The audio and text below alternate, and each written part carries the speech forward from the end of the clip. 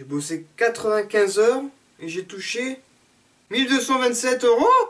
Mais c'est génial, putain. Oyez les geeks du web, si la vidéo vous plaît, n'hésitez pas à balancer la quéquette bleue qui fait plaisir. Et si vous êtes nouveau sur la chaîne, n'hésitez pas à vous abonner et activer la cloche des notifications. Comme ça, vous serez au courant des dernières vidéos mises en ligne. Sur ce, je vous souhaite à tous un excellent visionnage.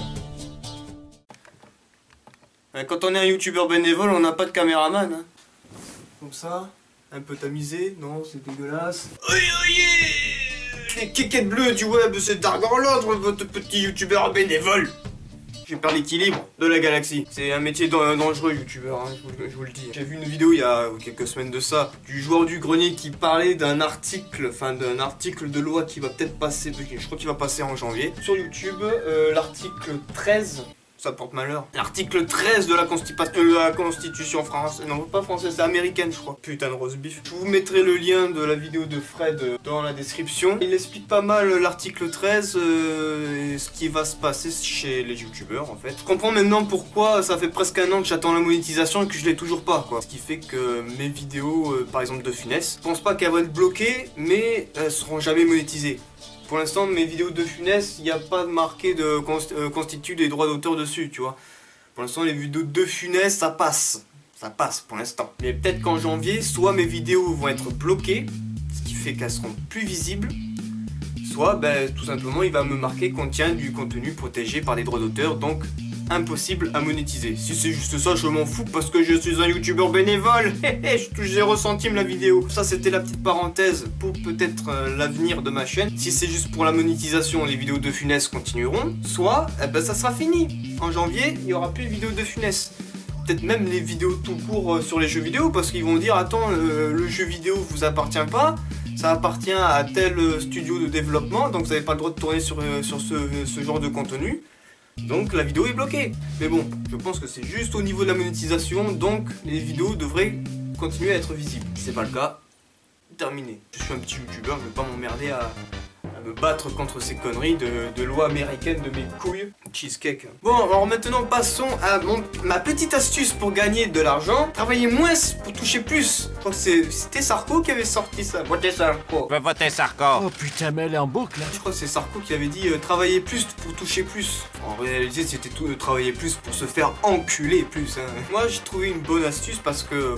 une bonne astuce. Je pense que tout le monde la connaît, hein, cette astuce. C'est... Moi, je travaille en intérim. Youtubeur bénévole, je touche 0 centime la vidéo. Donc derrière, il faut bien que je bosse pour vivre. Hein. Donc ce qui fait que je travaille dans des usines en intérim. Là, je suis embauché dans une usine nickel qui a 2 pas de chez moi et j'ai même pas de frais d'essence. Je peux même y aller à vélo si j'avais un vélo. Et toutes mes heures, je les note. Hein. Je note telle date, tel truc, voilà. Tel jour j'ai fait tant d'heures. Parce que oui, c'est vrai qu'en tant qu'intérim, quand il n'y a plus de boulot, on peut partir plus tôt. Les CDI sont obligés de rester jusqu'au bout, tu vois. Mais moi, si je peux partir plus tôt, je me casse. Hein. C'est bon, je peux pas m'emmerder. Surtout que quand tu sais que plus tu bosses, moins tu touches. Au mois d'août, j'ai travaillé 127 heures. C'était quand qu'il y a eu une panne dans cette usine à la con. J'ai même marqué blessé au travail. Oui, je me suis explosé la hanche contre la balance. Là où je bosse, c'est une patinoire. Une patinoire. Je crois que c'est du lait de coco. Il y avait du lait de coco sur la balance. J'ai marché dessus. J'ai mes 2 pieds qui ont volé vers le plafond et je me suis éclaté contre la balance. Surtout que la balance, tu vois, c'est une... La balance, elle est comme ça, et puis t'as deux rebords comme ça qui remontent. Je me suis tombé sur le rebord. Juste en dessous de la hanche, sur le rebord. J'ai eu un bleu comme ça, à peu près, ouais. Je me suis barré. Hein. J'ai vu le chef, bon écoute, moi je boite, t'ai fini ton truc là, je me casse. Il était quoi, 8 h du mat, je me casse. J'ai bossé 4 heures au lieu de 8. Oh, j'ai fait la moitié. Ça fait un moment que j'ai pas fait de vidéo style podcast avec la caméra comme ça. Sauf que le micro est dégueulasse, je sais, le micro il est dégueulasse. Il faudrait que je m'achète un micro cravate, une connerie comme ça. Mais quand t'es un youtubeur bénévole, t'as pas de matos. L'usine est tombée en panne pendant une semaine. Après il a fallu rattraper le retard. Une petite usine qui a pas beaucoup, enfin qui n'est pas trop assurée, donc ce qui fait que c'est les ouvriers qui doivent payer pour les pannes de l'usine. Ce qui fait que le mois d'août, j'ai fait 1 heure supplémentaire. D'habitude, je travaille de 5 h du matin à midi. Là, j'ai bossé de 4 h du matin à midi. Je me suis dit, c'est génial! 2 heures majorées de nuit. Bon, tu te lèves à 3 heures du mat, ça fait chier. Mais t'as 2 heures majorées de nuit, donc c'est... Oui, c'est payé double, quoi. Pendant de 4 heures du mat à 6 heures, t'es bien payé. J'ai bossé 127 heures. C'est le plus gros mois que j'ai pu faire dans cette usine. Et le plus petit salaire que j'ai pu recevoir aussi. Putain, je commençais à 4 heures du mat et mon boulot que je devais faire dans la journée, je le finissais à 8 heures du matin, quoi. Je fais, mais attends, tu nous fais faire des heures sup pour pas travailler, ça sert à quoi? Après, la directrice, elle est là, je comprends pas pourquoi on n'arrive pas à rattraper. Bah écoute, t'as qu'à nous donner plus de travail. Tu nous fais bosser 1 heure plus tôt, bah fais-nous un peu plus de travail, pas juste ce qu'il faut pour finir à 8 heures, quoi. Le premier jour, 5 heures midi. Après, c'est passé 4 heures midi, 4 heures midi, 4 heures midi. 4h, 8h. Ah oui, parce que blessé au travail, voilà. 4h, 8h du match, je m'étais pété la gueule le vendredi. Laisse tomber. Après, pareil, deuxième semaine. 4h midi. Attends, j'ai fait combien de jours là? 1, 2, 3, 4, 5. Donc toute la semaine. Là, j'ai fait 1, 2, 3, 4. Donc il y a un jour que... la deuxième semaine du mois d'août, il y a un jour où j'ai pas travaillé, mais j'ai fait 4h midi à chaque fois. 4h midi. 4h, 9h. Ouais. J'ai dû me barrer. Ouais, mais il y avait plus de travail. Il y avait plus de travail. Je me suis barré, je suis quand j'en ai marre. J'ai dû me barrer. Midi, 4h midi, 4h, 11h, 4h midi. Bon, en gros, total, 127 heures. Et j'ai bossé tout le temps à 4h du matin. Tout le temps.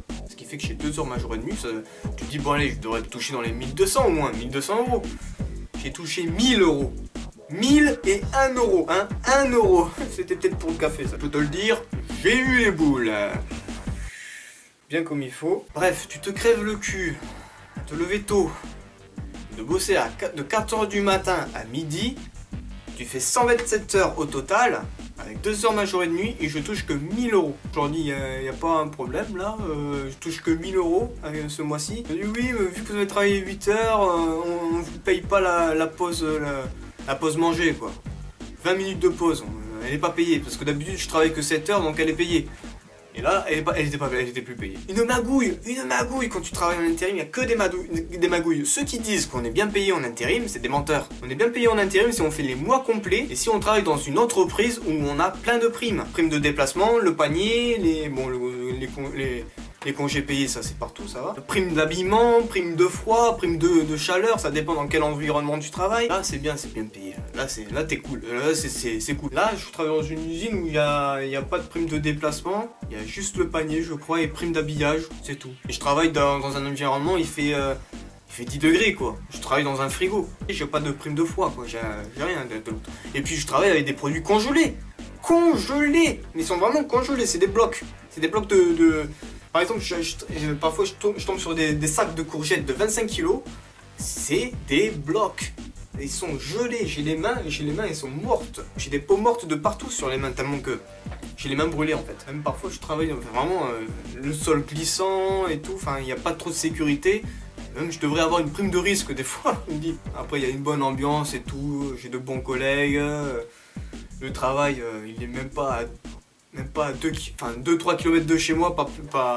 Enfin, franchement, voilà, le top quoi. Si on me propose un CDI là-bas, j'accepte direct quoi, c'est clair. 127 heures, j'ai touché que 1000 euros.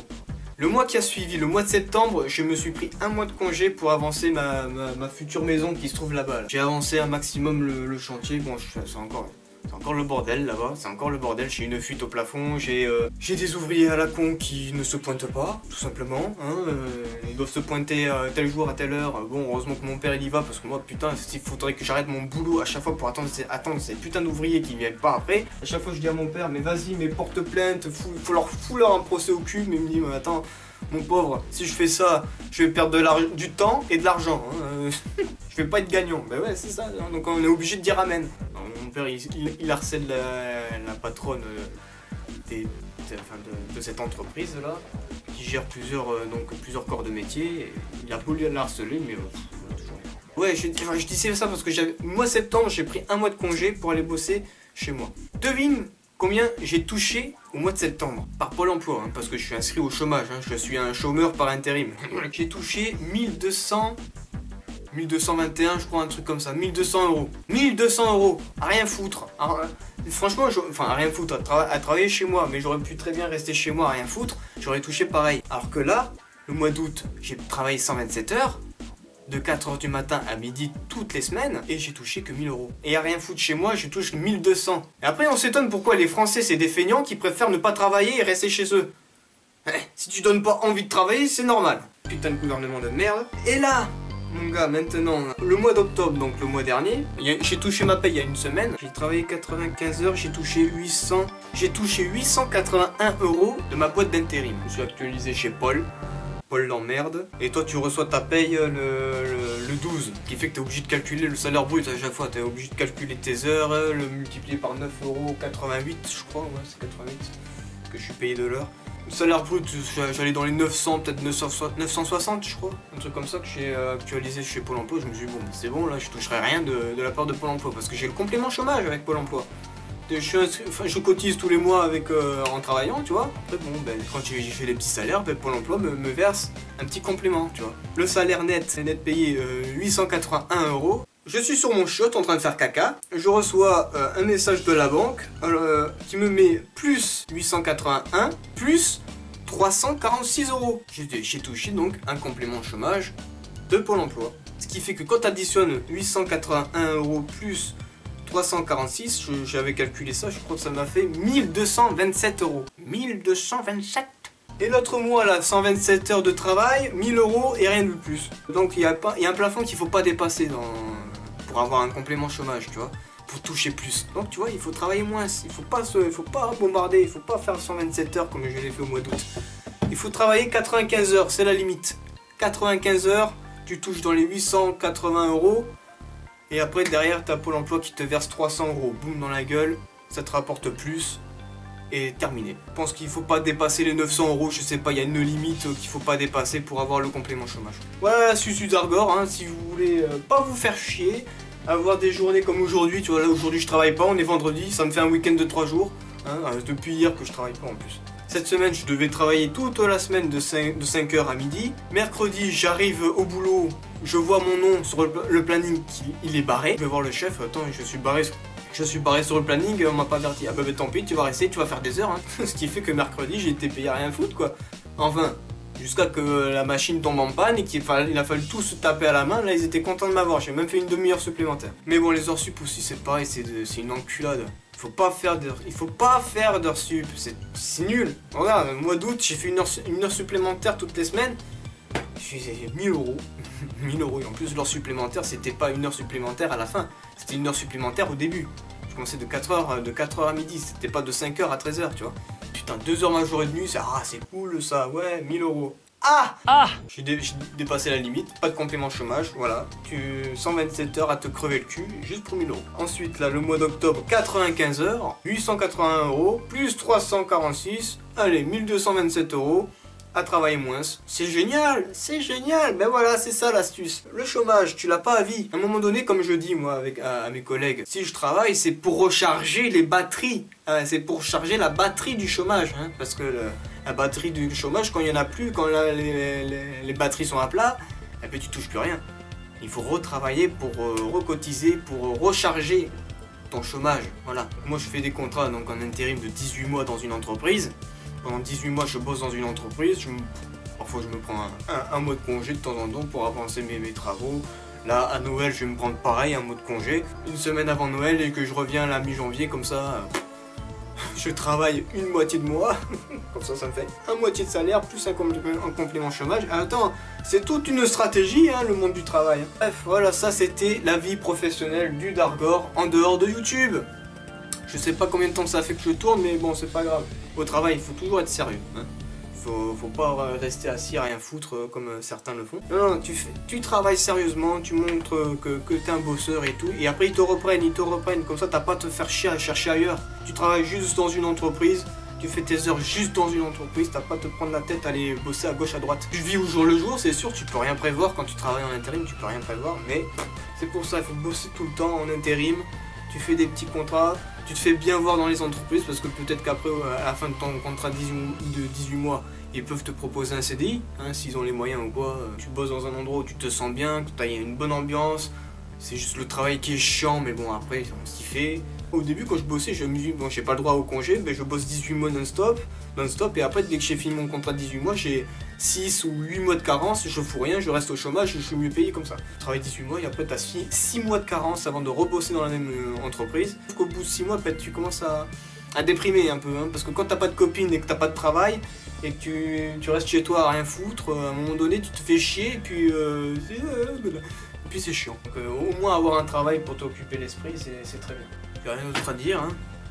L'article 13 là de mes couilles, moi je vous conseille de voir la vidéo de Fred, il explique mieux que moi parce que moi tout ce qui est loi, j'en ai rien à péter franchement. Et tout ce qui est monétisation YouTube, maintenant, j'ai pris l'habitude, hein, au mois de février, ça fera 5 ans que je suis sur YouTube, que je fais des vidéos à l'œil, hein, que j'ai jamais été payé sur mes vidéos. Pour moi, ça change rien, cet article 13, je m'en fous. Moi, YouTube, c'est un loisir. C'est plus trop une passion en ce moment, parce que j'en ai un peu marre, mais c'est un loisir, ça reste un loisir. Donc, de temps en temps, je fais des vidéos, je m'amuse.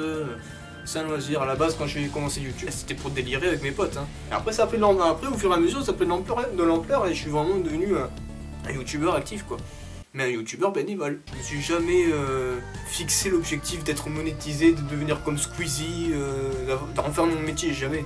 Je me suis dit, si ça arrive, tant mieux. Si ça arrive pas, Kékette bleue. Sur ce, j'espère que cette vidéo astuce travailler moins pour toucher plus vous aura plu. Dans ce cas, pensez à liker, commenter, partager, vous abonner et on se retrouvera prochainement pour une autre vidéo. Sur ce, Kékette bleue. S'il vous plaît.